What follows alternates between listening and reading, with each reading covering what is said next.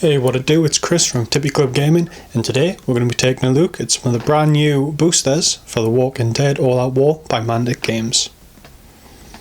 So, first up we're going to be taking a look at Rick, Alexandria leader. With this, we're getting not only the All Out War cards, we also get the Call to Arms cards as well. And we also have the Mantic points. I can go with my collection of them.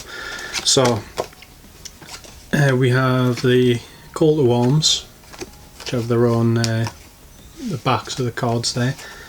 And this is the first one of the Call to Arms cards I've actually seen in person, because I don't have the Call to Arms stuff. So I'm not quite sure what I'm looking at with that one just yet.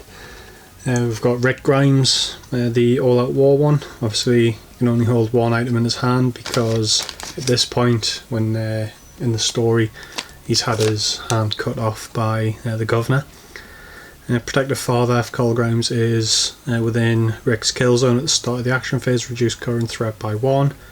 Preferred weapon, when using Rick's hatchet, Rick may exchange 1 die from his melee attack pool for a blue dice, and the blue dice is the a guaranteed at least 1 success, so the more blue dice you get the better.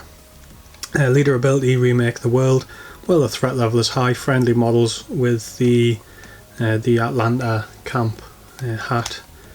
Faction icon, gain a red to their defense rolls. Comes in handy when you've got that, because obviously the more dice you've got the better. Nerve high, as you'd expect for a good leader card. 58 points, pretty standard for a leader with these kind of stats. 6 health, again that's pretty standard really, there's not many with a higher health than that. Mine there. So we have 4 equipment cards, which are Call to Arms, which are denoted by this kind of background with these symbols on here. So we've got the ATV, a listening device, rope and a knapsack. So I'll not really be getting much use for them, not right now anyway. Then we've got the backing that that I'm more accustomed to anyway. So we've got the Vector CP1, handgun, music box special item which causes noise, SWAT battering ram. Only the Atlanta camp can use this. Bludgeon bulky, it just gives you a bonus to doing some smash rolls. Hand mirror, special item, may be used when equipped with an item slot. Roll the black dice when targeted by a ranged attack that uses a scope of any kind. On a shield, the attacker must lose 1 attack dice of their choice. Concealed blade, 1 use, discard after winning a combat while attacking. 1 enemy survivor in contact with this model loses an extra health point. And shoulder holster, it's the Atlanta camp only. It's a body armor piece. Anything with a handgun keyword may be swapped between an item slot and a pack slot without spending an action.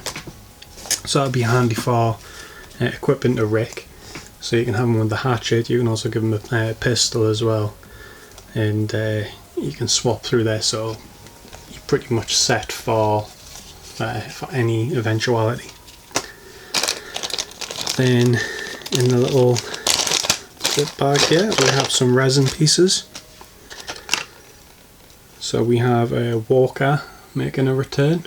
The last wave of the boosters didn't have any Walkers, so we're getting a couple extra here. And then we've got Rick himself with the hatchet and his stumped hand, which obviously just a little bit of a clean up. Stick them on there, Rick's good to go.